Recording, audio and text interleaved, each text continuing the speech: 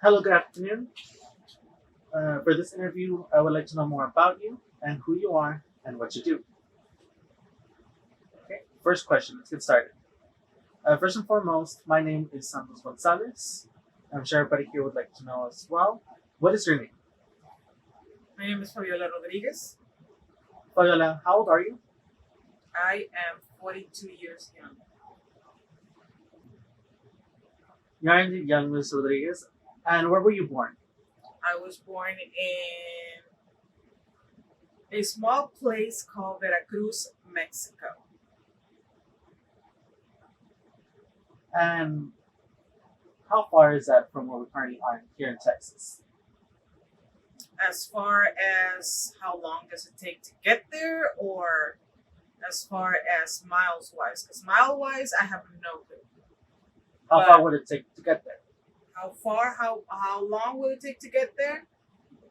That would be depends on how you travel. If you go by car or bus, I would recommend it. You probably get kidnapped the way things are in Mexico right now. But if you go by plane, which is the preferred method of travel, looking at an hour and 20 minutes, roughly. All right. And Veracruz, where you grew up, how was it like? How was the place? Although I was there for a brief time, um, I managed to experience a lot of the culture. Um, it's beautiful there. There's green everywhere.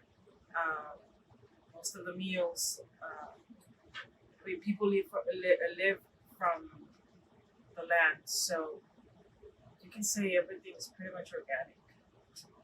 We used to go shopping every single day for food to what they call now farmers market here, and we managed to lead a very healthy life.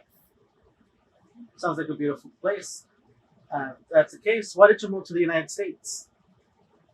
My dad was an architect. He actually got hired by a company. Him and his business partner got hired to come and build a subdivision here in McAllen. And once the subdivision was done, the partner actually took all the money and ran. So he left my dad here with all of us in tow. So we decided to stay.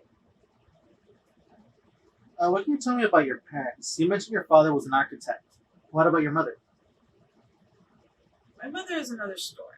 She grew up in Veracruz. She came from a wealthy family. My great grandmother and my grandmother were from Lebanon. So when they got to the port, which is Veracruz, um, my grandmother met my grandfather. They got hitched, and my mother and her siblings were born, obviously. My mother is not very much educated. She went to school up till second grade, but she is a force to be reckoned with. What could you tell me about your parents? You mentioned your father was an architect. What about your mother? What does she do? My mother has dabbled in many things. When we arrived here, she pretty much did anything and everything.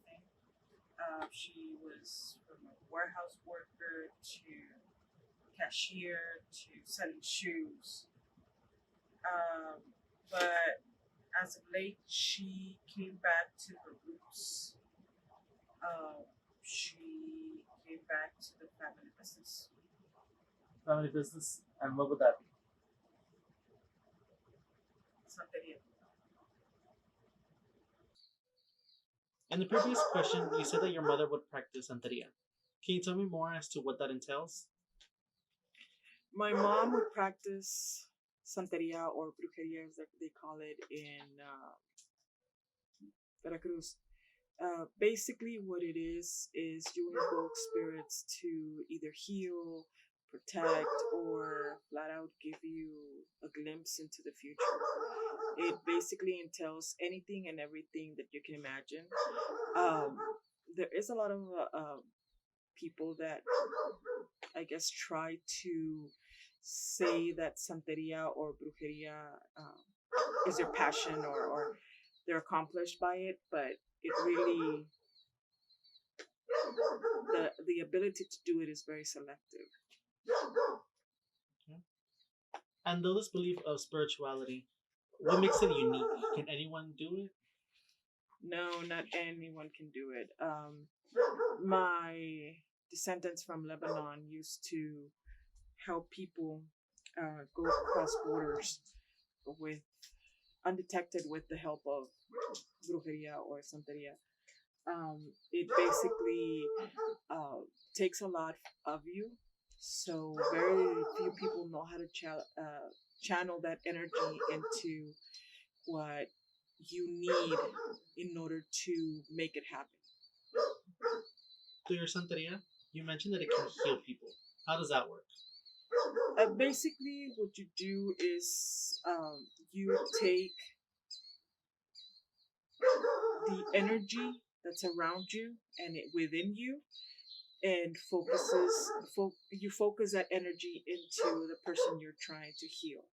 I mean, I'm not saying it's a miracle worker, but it helps with um, surrounding that sick person with positive energy. And I mean, it's been well known for ages that energy can heal a person, and that's basically what you do. Mhm. When it comes to things that are spiritual, many people have a stigma that anything regarding spirits is considered dark or malicious. Does any of that apply with Santeria? I'm quite positive there is. The true brujeria or santeria is not dark, it's gray. You cannot go fully white and you cannot go fully black. So it basically depends on what you focus it on. If you're focusing it towards something evil, you're going to attract something evil. If you focus it on something good for the person and not harm anybody else, then you're going to attract something good. Either way, it really takes a toll on whoever practices it. When you perform these healings, what's the catch? Or are there any drawbacks to you using this? Yes, there is. My great grandmother passed away very young. My grandmother passed away in her 50s, so that's considered young. And she used to practice very, very passionately. My mother, thank God she's still alive, but she has had several strokes and several drawbacks.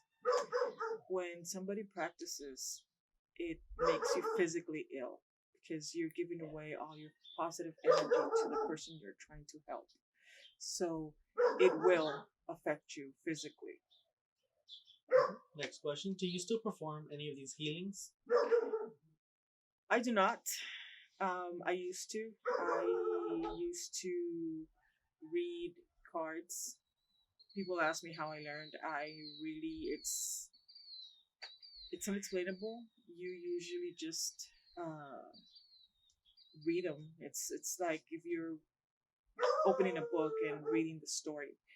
Um, I do not practice it. I got diagnosed with breast cancer in 2016, and before then, I was always sick when I used to practice. It was taking a huge toll on me.